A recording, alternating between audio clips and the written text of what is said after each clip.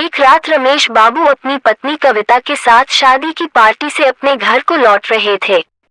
रात ज्यादा होने की वजह से कोई सवारी गाड़ी नहीं मिल रही थी। रमेश बाबू का घर मुश्किल से 3 किलोमीटर की दूरी पर देहरादून के एक पहाड़ी गांव में था। मुसीबत यह थी कि महीना सावन का था और ऊपर से जोरों की बारिश भी हो रही थी और उन्हें अपने घर पहुंचना भी जरूरी था।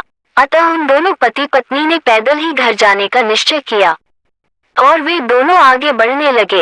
वे अभी आधी दूर ही गए थे कि जोर से बिजली चमकी और बिजली की रोशनी में एक औरत का साया दिखा जो ठीक उनके सामने खड़ी थी।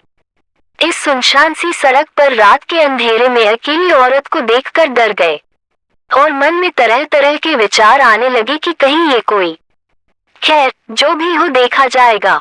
ऐसा सोचते हुए उन दोनों ने अपने कदम आगे बढ़ा दिए, लेकिन बिजली अब बार बार लगातार चमकने लगी थी और उस बिजली की चमक में वो औरत दूर से ही साफ साफ दिख रही थी। वो औरत उन्हें रुकने का इशारा कर रही थी। उसे देखकर रमेश बाबू की पत्नी की तो हालत खराब हो रही थी, लेकिन रमेश बाबू को अब लगने लगा कि ये औरत शायद कोई मुसीबत में है।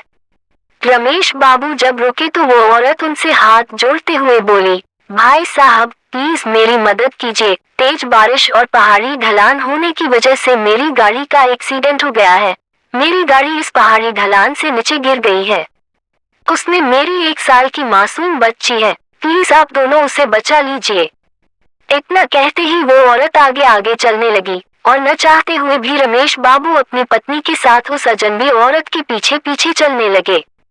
लेकिन भय से उन दोनों का दिल जोर जोर से धड़क भी रहा था। जैसे ही वे दोनों पहाड़ी से नीचे उस गाड़ी के पास गए तो उन्होंने देखा कि गाड़ी में एक प्यारी सी मासूम बच्ची रो रही है। रमेश बाबू ने बच्ची को गाड़ी से निकला तो पाया कि बच्ची बिल्कुल ठीक है। रमेश बाबू ने उस बच्ची को अपनी पत्नी की गोद में दे दिया। फिर मनोज बाबू को लगा कि ड्राइवर की सीट पर भी कोई है। जब वो आगे जाकर देखे तो उनके होश उड़ गए, क्योंकि ड्राइवर की सीट पर वही औरत खून से लथपथ होकर मरी पड़ी थी। मनोज बाबू को अब सब कुछ समझ में आ गया था। वे दोनों पति पत्नी बच्ची को अपने गोद में लेकर अपने घर की तरफ आगे बढ़ गए। रास्ते में उनकी पत्नी ने उनसे पूछा वो औरत कौन थी।